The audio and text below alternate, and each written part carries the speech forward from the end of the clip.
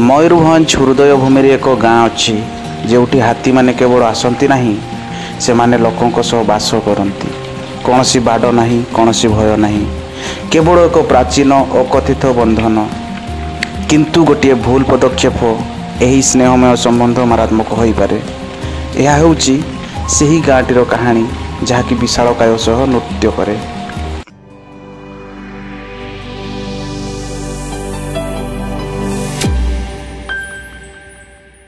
ଶିମିଳିପାଳ ଜଙ୍ଗଲ ନିକଟରେ ଥିବା ଏହି ଗାଁରେ ହାତୀମାନେ ଅନେକ ପିଢ଼ି ଧରି ମାନବଙ୍କ ସହ ବାସ କରି ଆସିଛନ୍ତି। ଅନ୍ୟ ଗାଁମାନଙ୍କରେ ଯେଉଁଠି ହାତୀମାନେ ଫସଲ ନଷ୍ଟ କରନ୍ତି, ଏଠି ସେମାନେ ଘରମାନଙ୍କ ମଧ୍ୟରେ ଭଦ୍ର ଅତିଥି କରି ବୁଲନ୍ତି। ଗ୍ରାମବାସୀଙ୍କ ମତରେ ଏହାର କାରଣ ବନ୍ଦୀ ଦେବୀ, ଜଙ୍ଗଲର ପୁତ୍ରପତ୍ରୀଙ୍କୁ କ୍ଷତି କରିବା ବ୍ୟକ୍ତିଙ୍କୁ ଅଭିଶାପ ଦେଇଥିବା ଏକ ଆଦିବାସୀ ଦେବୀ।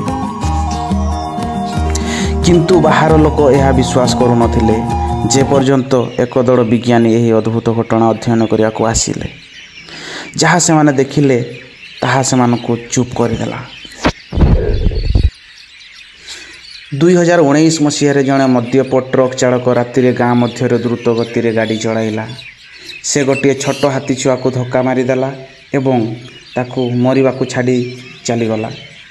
ପହରଦିନ ସକାଳେ ହାତୀ ଗଣ୍ଠି ଅଦୃଶ୍ୟ ହୋଇଗଲେ। କିନ୍ତୁ ସେହି ରାତିରେ ଗାଁ ଲୋକେ ଗଜଗଜାଣିରେ ଜାଗ୍ରତ ହେଲେ। ଆକାଶରୁ ନୁହେଁ ବରଂ 50ଟି ହାତୀ ସେହି ବାହାର ଲୋକର ଘର ଚାରିପାଖେ ଘେରି ଛିଡ଼ା ହୋଇଥିଲେ। ସେମାନେ ଫସଲକୁ ସ୍ପର୍ଶ କଲେ ନାହିଁ, ଗ୍ରାମବାସୀଙ୍କୁ କିଛି କହିଲେ ନାହିଁ। ସେମାନେ କେବଳ ଅପେକ୍ଷା କଲେ ଯେ ପର୍ଯ୍ୟନ୍ତ ସେ ଲୋକଟି ଚିତ୍କାର କରି ପଳାଇଲା ଏବଂ ତାପରେ ହାତୀ ଗଣ୍ଠି ଜଙ୍ଗଲକୁ ଫେରିଗଲେ। ପୁରୁଣା ଲୋକମାନେ କହନ୍ତି ହାତୀମାନେ ଓଡ଼ିଆ ବୁଝିପାରନ୍ତି, ଶବ୍ଦ ନୁହେଁ ମନର ଭାବନାକୁ। ପର୍ବପର୍ବାଣୀ ମାନଙ୍କରେ ସେମାନେ ହାତୀମାନଙ୍କୁ ଫଳ ଉତ୍ସର୍ଗ କରନ୍ତି। ଯଦି କେହି ହାତୀକୁ ଆଘାତ କରେ ସେମାନଙ୍କୁ ଗାଁରୁ ବହିଷ୍କାର କରାଯାଏ। ଏବଂ ବାର୍ଷିକ ମହାଶିବରାତ୍ରିରେ ହାତୀଗଣ୍ଠି ଗାଁ ମଧ୍ୟରେ ନୀରବ ପ୍ରହରୀ ପରି ବୁଲନ୍ତି। ବିଜ୍ଞାନୀମାନେ ଏହାକୁ ଶିକ୍ଷିତ ଆଚରଣ କହନ୍ତି, ଆଦିବାସୀମାନେ କହନ୍ତି ଏହାକୁ ଯାଦୁ। କିନ୍ତୁ ଏହି ଭାରସାମ୍ୟ ଅତି ସୂକ୍ଷ୍ମ। ଗତ ବର୍ଷ ଜଣେ ୟୁଟ୍ୟୁବର ଲୋକ ଲାଇକ୍ ପାଇଁ ହାତୀକୁ ଚିଡ଼େଇଥିଲା ଏବଂ ହାତୀମାନେ ମାସ ମାସ ଧରି ଆସିଲେ ନାହିଁ।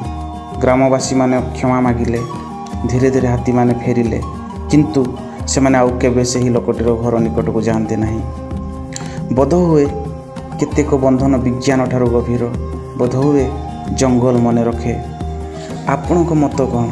କମେଣ୍ଟ ଲେଖନ୍ତୁ ଏବଂ ଯଦି ସାହସ ଅଛି ଏହି ଗାଁକୁ ଯାଇ ଦେଖନ୍ତୁ।